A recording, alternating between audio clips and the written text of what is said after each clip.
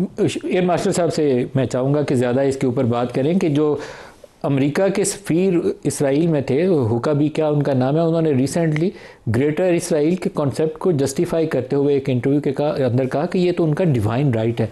तो वो सोच वहाँ क्लियर है, जो कुछ उन्होंने सीरिया और लेबनान के साथ अभी भी कर रहे हैं और ईरान के ऊपर हमला करने के बाद मुझे नहीं लगता कि वो सऊदी अरब और कतर और यूएई का बहुत लिहाज रखेंगे।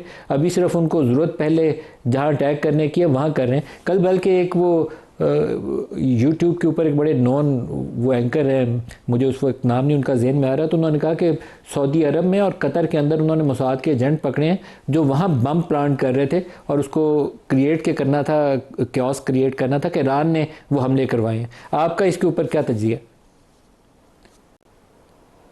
देखिए, मैं पहले तो जो आपने सवाल पूछा था कि इस जंग के मुहर्रिकात क्या हैं, आई थिंक ये बड़ा ज़रूरी है हमारे नाजरीन के लिए समझना कि बिग पिक्चर क्या है। मसूद साहब ने बड़ी अच्छी तरह का एक्सप्लेन किया। मैं आपको एक और एंगल की तरफ इशारा करता हूँ।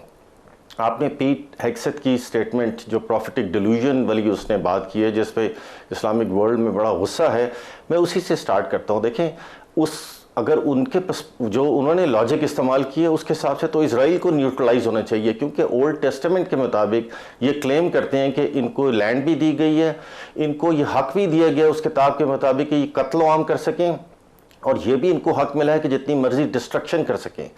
जबकि दूसरी तरफ अगर आप देखें, आप कुरान की तरफ देखें, सूरह अल-माइदा आई थिंक आयत नंबर 34 है, जिसमें एक इंसान का कत्ल पूरी इंसानियत के कत्ल के मुतरादिफ है। यानी कि कितनी डिफरेंट आइडियोलॉजीज हैं, लेकिन उसको कितने डिफरेंट तरीके से पेश किया जा रहा है। अब आप आइए देखें, स्टार्टिंग फ्रॉम बिग पिक्चर क्या है, स्टार्टिंग फ्रॉम नॉर्थ अफ्रीका, वहाँ से आप आएँ इजिप्ट की तरफ आएँ, टर्की को लें, पूरा मिडल ईस्ट लें, उसके बाद आप ईरान की तरफ आएँ, Pakistan, Afghanistan, central Asia, this is a very big land mass, 1 billion लोगों का ये वो लैंड मास है जिसके अंदर बेइंतहा पोटेंशियल है। इसके अंदर मतलब ना सिर्फ ये कि मौशी बहुत ज़्यादा इसके अंदर पोटेंशियल है, इसके अंदर लोगों का पोटेंशियल भी बेइंतहा है। ये वो चीज़ है जिसके अंदर इन्होंने एक कैओस का इंजन जो है वेस्टर्न पावर से रखा है, जिसका नाम है इजराइल। जब हम बात करते हैं ना कि ये एक अमेरिका और चाइना की जंग है, ये तो बहुत बाद की बात है। उससे बहुत पहले की उनकी जो दलीलें हैं वो इस पूरे लैंड मास है कि इस लैंड मास को उभरने नहीं देना चाहिए। अगर आपको याद हो सैमुअल हंटिंगटन की बुक 1997 की क्लैश ऑफ सिविलाइजेशन, उसमें वो जब सब सिविलाइजेशन की बात करता है तो वो एक एक करके सबको रद्द करता है और फाइनली कहता है कि it will be Islam and Christianity, और उसमें फिर वो कहता है कि साइनो भी शायद अल्टीमेटली इस्लाम के साथ मिल जाएगी।